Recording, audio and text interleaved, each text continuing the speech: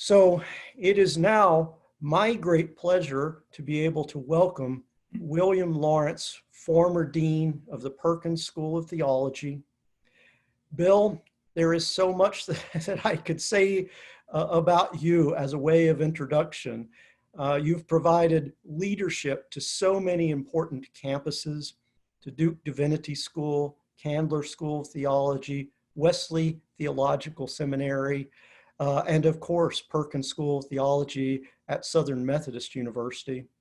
You've played so many roles in the denomination, including service as president of the Judicial Council, which really affords you a very unique perspective. You are a prolific writer. I could just go on and on. But what I am going to do before I turn this over to you is simply offer a personal aside. It so happens that Bill Lawrence came into his position as dean at the same time I was in the midst of my doctoral studies at Southern Methodist University. And it so happens that I think it was during your first year, Bill, that you and I happened to wind up on a plane together, flying to the American Academy of Religion and engaged in a wonderful conversation about higher education and its future.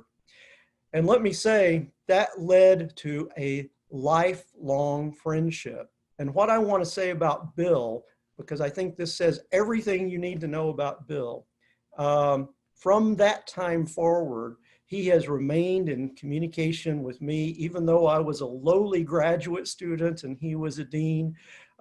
He has been interested in my development. He's been interested in my career, and he is truly a friend and mentor.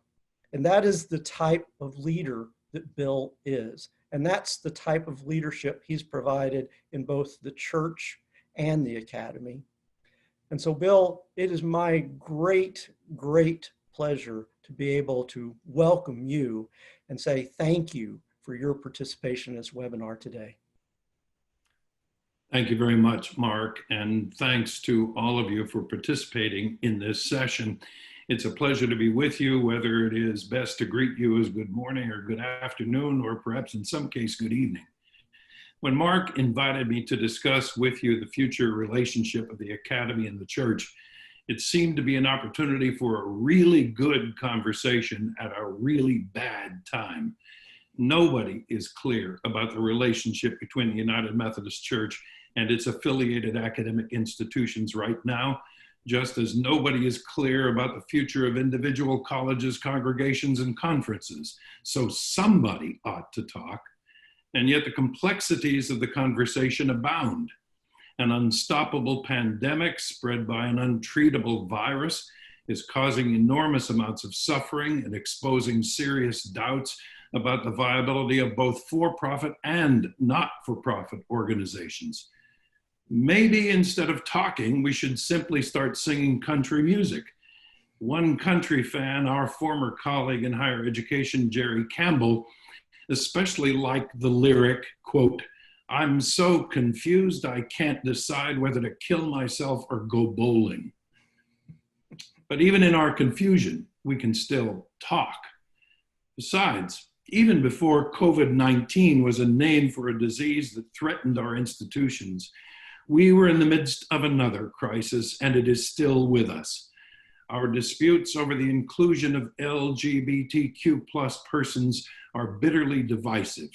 The likelihood is that a schism will soon split the United Methodist Church, and confusion persists about the pieces of the denomination with which any institution might affiliate after a separation. Terrible forces are driving the destinies of academies and churches. It is not clear if the relationship of the academy and the church will be a casualty. So we should talk. But communicating is extremely difficult right now. It is hard to hear amid all the partisan political noise. And it is hard to see any light at the end of a tunnel when there are dragons blocking the entrance. So we could find it tough to talk. Obviously, the discussions could be painful and the options awful. And yet having candid conversations and facing challenging choices are what leaders do during crises. To lead is not to react to the moment. To lead is to shape whatever follows the crisis. To lead is to define and design its aftermath. To lead is to honor the mission that is as vital to our future as it has been integral to our past. To lead is to face crises creatively, believing that the present will be redeemed by the promise in which our hopes rest. When I served as a district superintendent 30 years ago, the biblical text that emerged as my favorite was in the New Testament letter to Titus. Though that epistle was traditionally credited to the Apostle Paul, most scholars doubt that Paul wrote it. But far more intriguing than who wrote the letter to Titus is the fact that it is a reply to a letter from Titus that has never been found. Titus had apparently complained about the conditions in Crete, where he had been sent to lead the church. The people of Crete, he wrote, were rebellious, deceptive, corrupt, vicious, brutish, gluttonous, lazy liars. The letter to Titus says, in effect, yes, they are. The unknown author agrees that every harsh adjective Titus used to characterize the people of Crete is true. But then, according to the way the Greek is translated in the King James Version, the author of the letter to Titus adds, "For this cause left I thee in Crete." Let me paraphrase Titus 1:5 for our situation. It is true that things are in a terrible mess right now. That is exactly why our institutions need our leadership. I didn't find this text in Titus on my own. Martin Luther King Jr. preached on the passage at Ebenezer Baptist Church in Atlanta in April 1966. In his sermon, Dr. King gave credit to Harry Emerson Fosdick, who had delivered a sermon in 1932 on the same text with the same title, Making the Best of a Bad Mess. Let's put their sermons into their separate contexts. When Dr. King preached about Titus, he was 37 years old.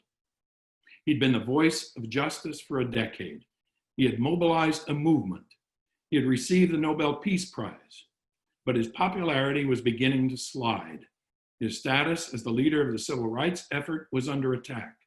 His strong, soothing voice was being overtaken by more strident voices, critical of his methods. His credibility was waning as his opposition to the war in Vietnam was rising. His enemies were increasing, and in 2 years, he would be murdered. When Dr. Fosdick preached about this, he was 52. He preached weekly to thousands from a pulpit at Riverside Church, which John D. Rockefeller Jr. had built for him, and millions more heard him on the radio. But Fosdick faced adversities and adversaries. The fundamentalists said he was so captive to corporate money that Riverside should have the logo of Rockefeller's Standard Oil Company on its tower.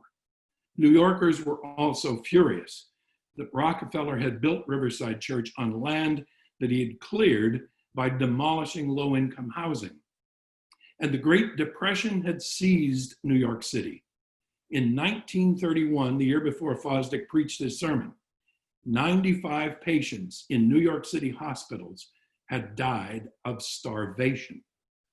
Near Riverside, people had taken shelter in communities of cardboard and plywood shacks called Hoovervilles that were nicknamed for the president whose leadership had failed them.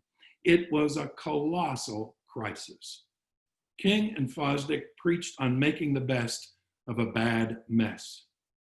All life must be tackled as Titus tackled Crete, Fosdick said.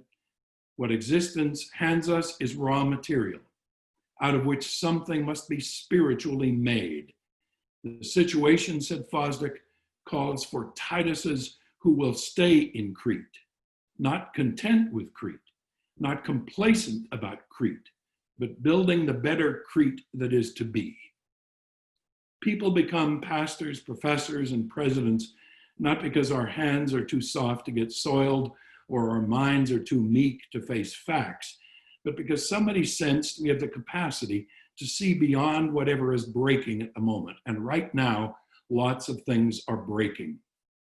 Therefore, right now is the time for a vision that sees beyond the ruin, to recognize how we can weld what the past has given us with what the future needs to get from us, and to build what only the eyes of hope and faith can see. From that perspective, and as a prelude to our questions and conversations, I'd like to explore and weave three themes for Methodism and the Academy in this decade and beyond.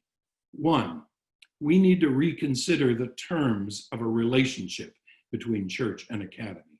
Two, we need to review how academy and church impact public life. Three, we need to realign our resources for our mission in the world. There was a time when our relationship could be defined as a partnership.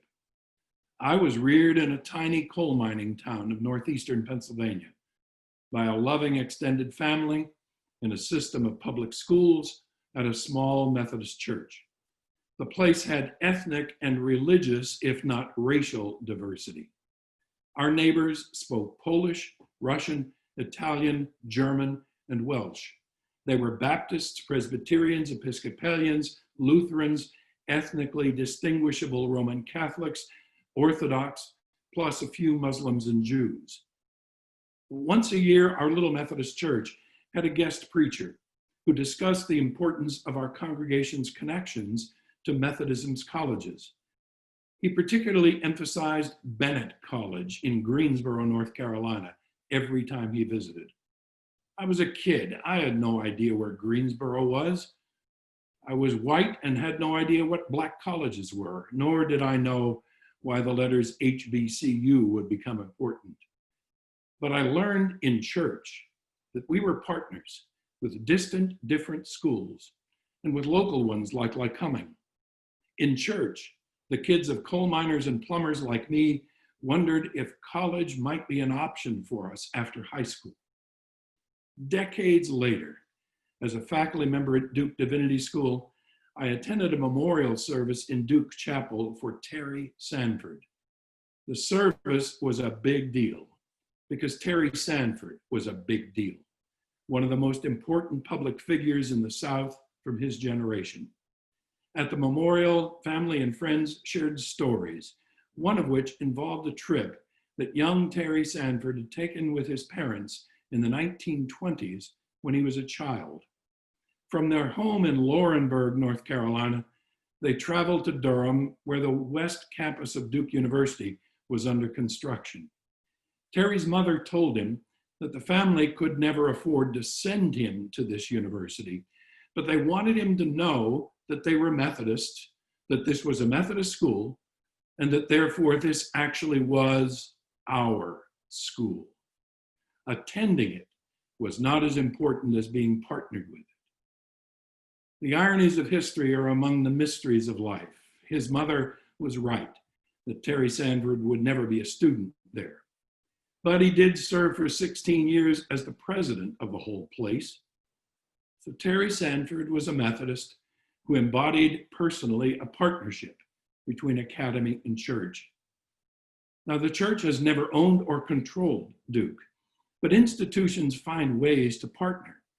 Dillard University is affiliated with the United Church of Christ and the United Methodist Church. Ohio Northern affirms its enduring affiliation with the church. Philander Smith is the product of a partnership involving educational needs of former slaves, mission-minded Methodists in Illinois, and Christian leaders devoted to higher education in Arkansas. Simpson College in Iowa partners with the principles of John Wesley. There are many ways to form a partnership, but the issue is not how to link organizations, it is how to engage in mission. In John Wesley's phrasing, the first mission of Methodists is to reform the continent. So the question is not whether academy and church can be structured together institutionally, but whether we can have a relationship that makes a difference in transforming the world. As recently as the 1960s, a Methodist pastor, historian, and Drew University instructor named Fred Mazer, insisted that a greater emphasis upon education by the church made positive contributions to public life. He cited the academic objectivity with which barriers of region and race in the church could be broken. In other words, church and academy can be partners in mission to transform the social order. They can transform the quality of Christian ministry too. Methodist laity began to demand advanced theological education of ministers in the 19th century because they insisted the pulpit had to speak to the problems of the world that the laity in the pews were experiencing. It was laity who built Methodist schools of theology in Boston, in Denver, and in the metropolitan areas of Chicago and New York. In the middle of the 20th century, theological education faced new challenges, and laity came forward again. A Georgia farmer and Emory University trustee named D.W. Brooks promoted a plan for local churches to pay a percentage of the pastor's salary to a fund for future seminarians. An annual conference lay leader in the Northeast asked lay leaders of local churches to collect cash on Laity Sunday for supporting theological education. The 1968 General Conference created a new denominational apportionment called the Ministerial Education Fund for the church to support its academic schools of theology. Partnerships prospered.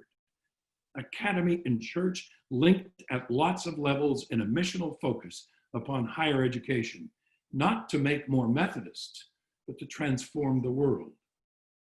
But now the partnership is dying. Huge reductions in the Ministerial Education Fund are coming, and the end of the fund is near. Annual conferences have cut their contributions to colleges and to campus ministries. Academies have built legal and intellectual distance from the church. Consider Southern Methodist University. After the Methodist Episcopal Church South lost control of Vanderbilt, it chose to open two new universities, one on each side of the Mississippi River. Methodists and non-Methodists in Dallas formed a partnership. Local leaders and church leaders found land and money. SMU became an academic unit in 1911. Two bishops laid the cornerstone of Dallas Hall in 1912. Classes began in 1915. The academy and the church partnered in a relationship with ecclesiastical, intellectual, social, and financial benefits that endured through a century of challenge and change. In the reunion of three Methodist denominations in 1939, the university partnered with the South Central jurisdiction. When the jurisdictional conference met every 4 years, it received a report from the university, and it elected trustees for the university. When the university said that its non-discrimination policies included sexual orientation, church and academy respected each other's prerogatives. When the university secured the Bush Library and some objections arose in the church, the partners let the Judicial Council decide. But actions by General Conference in February 2019 to reinforce rigid rules on LGBTQ+ persons made the partnership untenable. The university asked the state of Texas to annul the charter between the church and the academy. The university is now operating as if it did annul the charter. The jurisdictional conference has filed suit in civil court to stop that. A bishop has claimed that he has been wrongly removed from the university board of trustees. As a result, the next jurisdictional conference will not get a university report or receive a list of trusteeship committee nominees to elect to the board. The metaphor of partnership for the relationship of academy and church has been replaced. The current metaphor is power. The relationship between academy and church has become a contest where power is expressed as control. General Conference uses the legislative power of its majorities to try to control sexual identity. Other church bodies use political power to control campus activity. Colleges use curricular power to block clergy and congregations from control of what can be learned or taught. Untenured professors and campus ministers fear donors' desires to control their jobs if they dare to teach that the two creation stories in Genesis are neither historical records nor scientific accounts of how the cosmos came to be. Everybody who has power wants to be in control. Nobody who lacks power wants to be controlled. Yet all of us recognize that in the relationship of the academy and the church, we are living now according to the metaphor of power, but we cannot build a future relationship between the academy and the church on a contest for control. We need a new metaphor. I have one to propose. I suggest that of prophet. I recommend that a future relationship of academy and church be based on the metaphor of the biblical prophet, not as a way to reform institutional ties, but as a way to transform the world. A prophet is not a fortune teller or a future teller, but a truth teller. The biblical ones were very creative in finding fresh ways to tell the truth, particularly telling truth to power. Amos, a tree surgeon by trade, used his gift of rhetoric. Jeremiah performed street theater. Nathan, who was an advisor to King David, used the logic of political science and the language of stories to tell the truth, whether the king wanted to hear it or not. When David complained that he should be living in a grand and glorious palace appropriate to his royal stature, Nathan told him that God wanted him to live not lavishly, but to leave a legacy of justice and safety and freedom for the people. And when David committed adultery with Bathsheba and subsequently, to quell a scandal, had her husband murdered, Nathan used a parable about the theft of a sheep to trap David into condemning himself for his own outrageous actions. When Jesus used parables to expose trick questions like, "Who is my neighbor?" Jesus was a truth teller in the tradition of the prophets. When he met Pontius Pilate, he said his purpose was to tell the truth. His disciples said he was a prophet mighty in deed and word because he spoke truth. He told his disciples that truth would set them free. As a prophet, academy and church can make a difference between fear and freedom. The academy and the church can form a relationship with a metaphor of prophet, because our different types of institutions are both truth tellers. Each has its own distinctive methods for discovering truth, for publishing truth, and for putting the truth into action. But what we share is a commitment to truth. The church celebrates the truth of Scripture, but United Methodist doctrine also teaches that Scripture relies on additional sources and guidelines for faithful, serious theological consideration. So tradition, experience, and reason are interrelated with and inseparable from one another in Scripture, in discerning truth. The academy, in the arts and sciences, seeks truth. The church needs the academy, and the academy needs the church in order to serve as prophet. The church needs the academy to discern truth through the disciplines of history, philosophy, sociology, anthropology, archaeology, political science, chemical science, biological science, physical health, psychological health, public health, mental health, climatological health. The church needs the academy to study spiritual experiences and sacred mysteries with the same intellectual rigor that the academy applies to legal norms, cultural forms, corporate practices, and social systems in searching for truth. But the academy also needs the church to discern that truth can set us free, not only when it speaks to scholarly peers, but also when it speaks to ordinary fears. The academy needs the church to show how dangerous it is to ignore the truth, distract from the truth, or finesse the truth. The academy needs the church to say that suppressing truth is not a correctable error in the next lecture, the next article, or the next book. As the Apostle Paul says, suppression of truth is a fatal flaw in human life. In fact, the Apostle Paul defines sin as suppression of the truth. If we know the truth but do not tell it, we suppress the truth. If we recognize the truth but do not deliver it, we suppress the truth. If we discover the truth but consider it politically, financially, or religiously risky to share it, we suppress the truth. Suppressing the truth is sin. In the case of Ahmaud Arbery, the suppression of the video truth about his murder is an evil that is equivalent to the murder itself, according to criminal charges filed.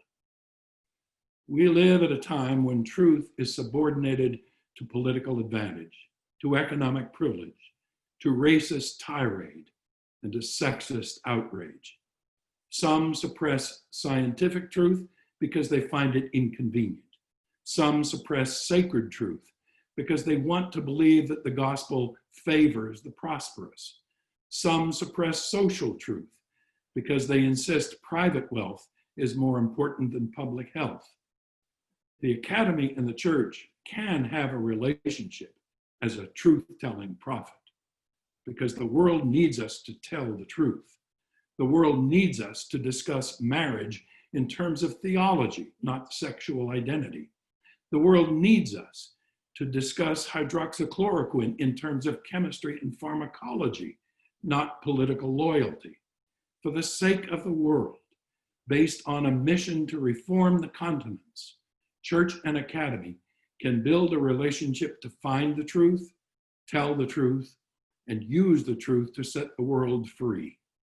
We need not expend all of our resources to do it institutionally or internally. Indeed, it is far more important that we do it by raising our coordinated voices publicly. Let's not spend our time trying to reform our organizations. Let's transform the world.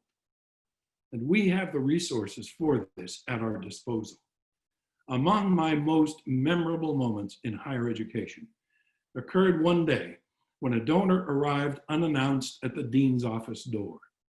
The purpose of the visit was to hand me an envelope. In the envelope was a check for $250,000 to complete payment on a very large pledge. I barely spoke the words, "Thank you," when the visitor said to me, "No. Let me thank you for the privilege of being part of the mission of the school." Neither the church nor the academy will benefit from others' generosity just because there is a denominational symbol on the door or an organizational logo on the floor. Foundations give grants, donors give gifts, and communities value our presence because they are committed to the causes for which we are devoted, the concerns to which we are dedicated, and the truth we are determined to tell. If we have the courage to be prophets, we will get their support. If not, we neither deserve nor will get their support. That also just happens to be the truth.